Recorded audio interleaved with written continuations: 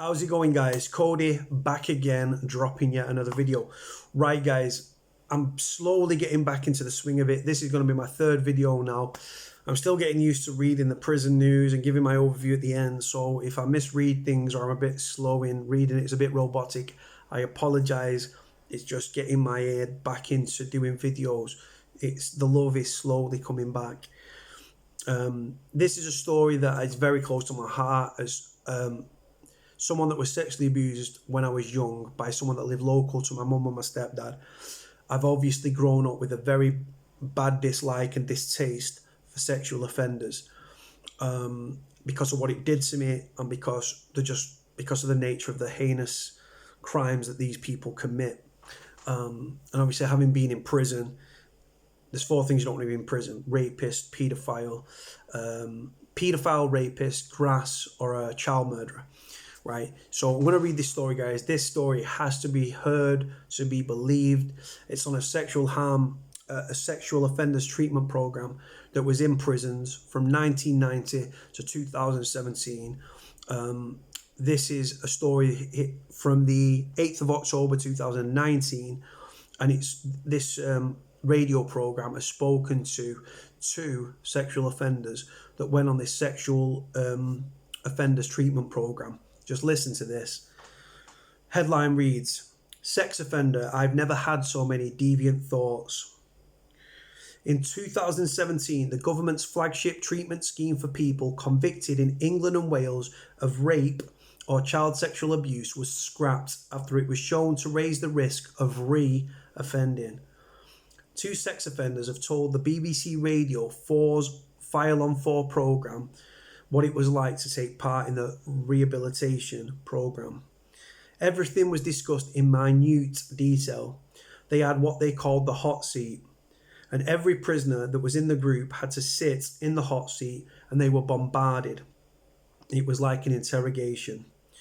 These are Paul's experiences of group sessions on the discredited Sex Offender Treatment Programme, or the SOTP, which ran from early 1990s until 2017. Paul has been convicted of numerous offences, including rape, and he's serving a very long jail sentence.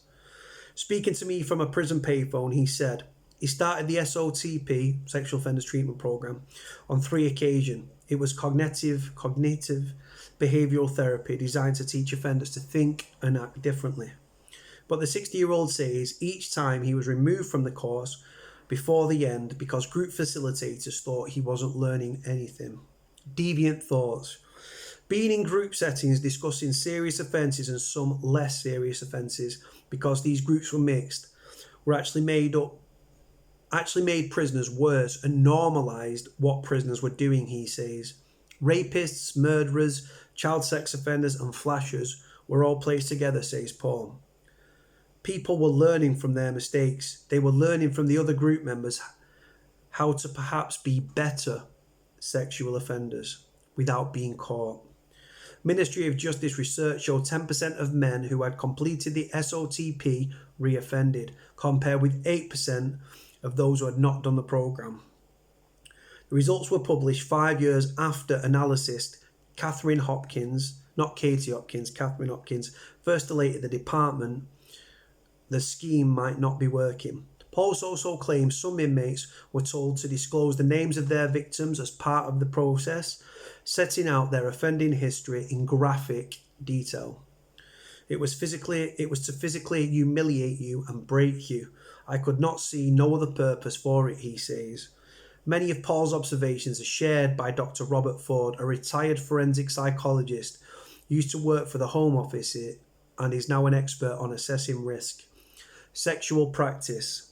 Dr. Ford told File on 4, easy for me to say, "One prisoner said to me, 'I hate doing this course because I've never had so many deviant sexual thoughts as I've had since I started, because we're all talking about sexual offending all the time. And actually, I want to get away from all that.'"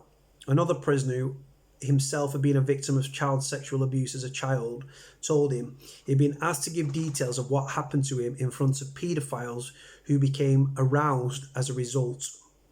Dr. Ford said some prisoners on the sexual offenders treatment program would play the system in order to convince the parole board they were safe for release.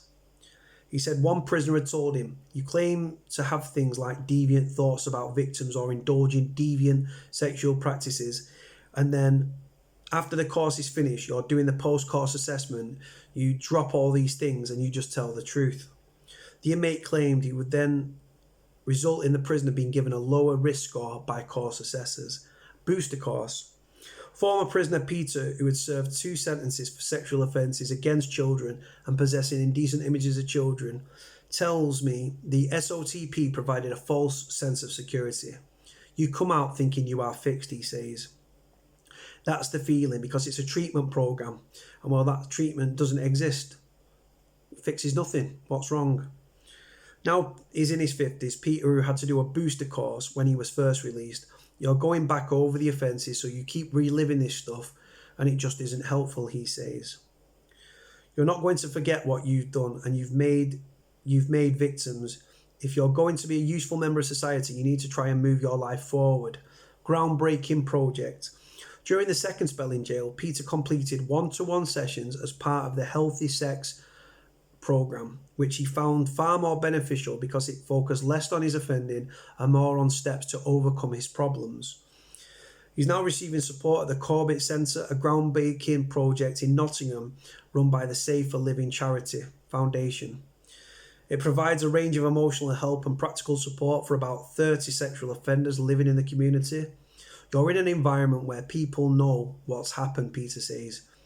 You're not having to start your life with a lie. You can put your life back on track. Although the Corbett Centre shows some promising early signs, it will be some years before it is known whether it reduces reoffending in the long term, causing harm. A number of Ministry of Justice initiatives are also unproven. The Healthy Sex programme is currently being evaluated, while the 2 sex offender rehabilitation schemes that replace the SOTP, Horizon and Kaizen, have yet to be tested. The MOJ says it works closely with the Correctional Services Accreditation and Advice Panel in the design of programs delivered in prisons and also on probation. The department says the panel, which has to approve such schemes before they can be used, is made up of independent experts from academia and practices from across the world. But 2 forensic psychiatrists, Penny Brown and Callum Ross, have been so alarmed by the failings of the sexual offenders treatment program that they are calling for greater oversight of new forms of treatment. This week, the Lancet Psychiatric Medical Journal published a paper that they have written. We want to get reassurance that the government-funded policy research is subject to the same requirements and high academic standards that are placed on everybody else and also other scientists, says Dr. Brown. The need to show that they're doing something that shouldn't override the risk of causing actual harm. The File on 4 is on BBC Radio 4 at 8 o'clock on the 8th of October and 5 o'clock on 13th of October on BBC Sounds. I shall try to get that piece and bring it to you guys. So, just first things first, right? First things first. In my opinion, as someone that's been in prison, obviously I was a general population prisoner. When I was in Strangeways, you'd see sex offenders. You go onto a visit and they'd be sat on the left, and they'd sat separately. When I went to Forest Bank, there was that many sex offenders in the prison that initially the sex offenders wing at Forest Bank Prison was H2. That was the protection wing. That was for the wrong uns, for the Rule 43ers, for the protection for sex offenders, paedophiles, rapists, like I say, gang members, deadheads, all the usual people that end up on them wings. Yeah, contrary to belief, the vulnerable prisoners wing doesn't just house rapists and paedophiles and child murderers, but they are on there. Anyway, so H2 was the general, that was the non-swing, the VP wing. There's that many sex offenders in the prison, the overspilled into general population, and I was a cleaner on my last stretch, and they run a routine called DNU, a regime called DNU, do not unlock, or DNO, do not open. They get out for half an hour in the morning and half an hour in the evening. They eat separately and everything else. They come down, they get the food, they go back to the cells, they're locked behind the doors, they'd have to eat in the cells, right? They get out for half an hour in the morning before everybody else was out, and they get out for half an hour in the evening after everybody else was locked up. Only the cleaners would be out, and they would know who these wrong-uns were. Now, there's that many sex offenders in the system now. Example at Forest Bank, that C2, C1, D1, D2, and H2 are all the sex offenders wings. Anyway, going back to this story, right? Did you hear this, guys? Right, this scheme was scrapped now. They've now brought in this K's and this Horizon. But I've covered this story before, but it said that it actually made more offenders, not less offenders, right? Now, my personal opinion is, as someone that was sexually abused and has got stronger feelings and opinions on this, that you can't rehabilitate a sex offender, especially pedophiles. Now, what I mean by that in layman's terms is, if you go to prison attracted to men, you will leave sexually attracted to men. That's whether it's a female prisoner or a gay man. You go to prison sexually attracted to men, you will leave sexually attracted to men. You go to prison sexually attracted to women, you will leave sexually attracted to women. If you go to prison, right, for abusing a child or harboring indecent images of children, right, and you get sexual gratification and aroused by children, you will leave prison with the same feelings. You will leave still sexually attracted to children. And what you need to remember, for me, as, again, someone that was abused, the longer these people are in the system, right, the more these feelings are going to intensify. Right, say we're men, right, and we're always producing testosterone and stuff, and we're sexually charged, right? Now, when you're in prison, right, as a general population prisoner, your girlfriend's sending you pictures in, right? Naughty pictures, dirty pictures. You might have a mobile phone, you can access pornography on your phone. You might have a missus that's sending you dirty videos on WhatsApp of her getting herself off. You can masturbate to them. You can buy pornography 18 plus on the canteen. I know, because I was the porn baron on the wing. If you are a sex offender that's a paedophile, let's say, that gets off on indecent images of children, and you don't have a mobile phone in prison, right, 18 plus pornography is not going to do anything for these people. So the longer they're in the system, these feelings are going to intensify.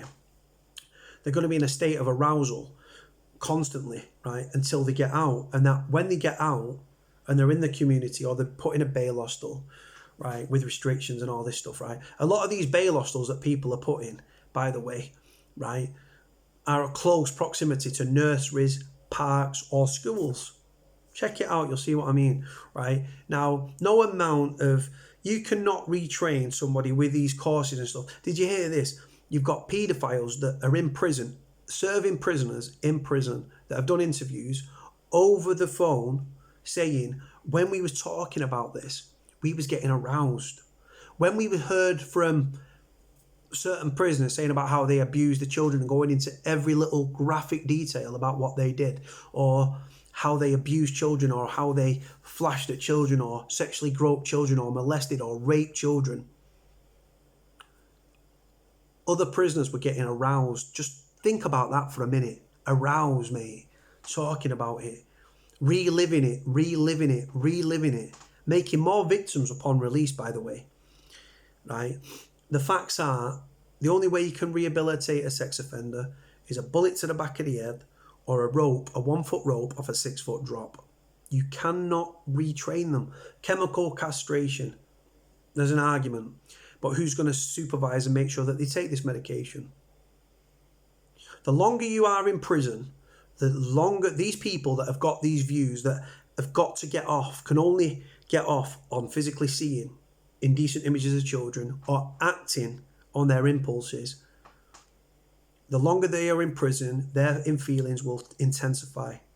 And the reason I'm saying that, as a guy that's obviously attracted to women, right, the thoughts of sex were never far away. Now, on my first stretch, I was in a relationship. On the two other stretches, I was single.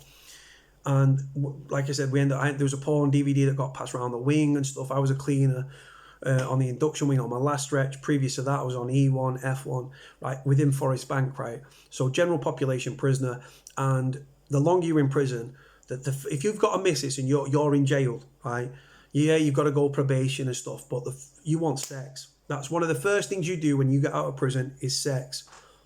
These sexual offenders, they've not, unless they've had a mobile phone and they have access to these images, they will have the same thingy but towards children, which is fucking abhorrent and it's disgusting, and it's a mental health problem and you can't cure it. I'm sorry, you cannot cure pedophiles. I'm sorry, just my opinion. People might argue with me. I just think no. Right, you can't retrain your mind, you can't normalise it, but there's people here saying they was normalising it, it became the norm, we was reliving it and getting sexually aroused by our own crimes, talking about it, we was getting turned on watching other people talk about them abusing children. Like, what the fuck? Creating more victims down the line. Vanessa George, prime example. For those that don't know, Vanessa George was a manager of a nursery down Little Ted's Nursery or something down in Plymouth in 2007. She abused a load of children, sent them to a paedophile ring. They was all sharing it across the world. She got caught. Her and a Blanchard and a load of others went to prison. She's now out. She's living a stone's throw. She's not allowed to go back to Plymouth or Devon or Cornwall. They've moved her to the Midlands. This is public information. They've moved her to the Midlands to a specialist unit, specialist meaning that they take sexual offenders. She's in a 20-bed female hostel. She could throw a stone from her window to an after-school kids club. Truth, right? This is the thing. And you couldn't make it up. You're putting sexual offenders in close proximity to schools, to nurseries, to primary schools, to after-kids clubs. The real test, right, comes for these people when they are released from prison. And if you look at these paedophile hunter groups and stuff like that, look how many times some of them have caught the same person twice, 3 times, right? Because they cannot be caught. They've been caught once, you think, oh, well, they've been caught once by a paedophile team, right? They've been to prison, they've come out, they get caught again because their own sexual thingy, they know, they're probably thinking, this will be a trap, this could be a trap. But their own sexual needs and desires, as disgusting as they are, they're still desperate to act on it, turning up for meets with condoms, telling young children how to masturbate and stuff and how to get themselves off, and I'm going to do this to you, I'm going to do that to you. The real test comes for these fucking scumbags, for these vile fucking scumbags, when they are released from custody and placed in bail hostels. Right? Not all of them go into bail hostels, but they shouldn't ever be released, in my opinion. But people don't listen to people like me. Or castrate them. You can't use what's not there, can you? They should be chemically castrated, physically castrated. I think it should be one striking out. When it comes to rape, sexual abuse of children, I think you should just get, as soon as you're caught, that's it. You go to jail forever. Can't reoffend. You cannot reoffend them. Like I say, this Kaizen, these horizons, right?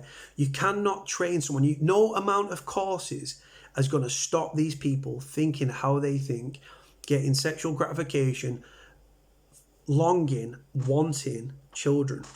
Never going to work. And one of these people was 60 years old and he had numerous offences behind him. What does that show you guys? You cannot rehabilitate a sex offender, especially paedophiles. Let me know what you think. It's not about what I think, it's about what you think. I was abused. I've got strong feelings about it. You guys might have a different opinion. You might believe in these courses, sexual offender treatment programs, this Horizon, this Kaizen. Then you've got this unit down in the Midlands, down in Nottingham, the Corbett Centre, a groundbreaking project. No, it's not groundbreaking. These courses have been around forever and a year. These people trying to help fucking sexual offenders. They're still there though, aren't they? They're still there.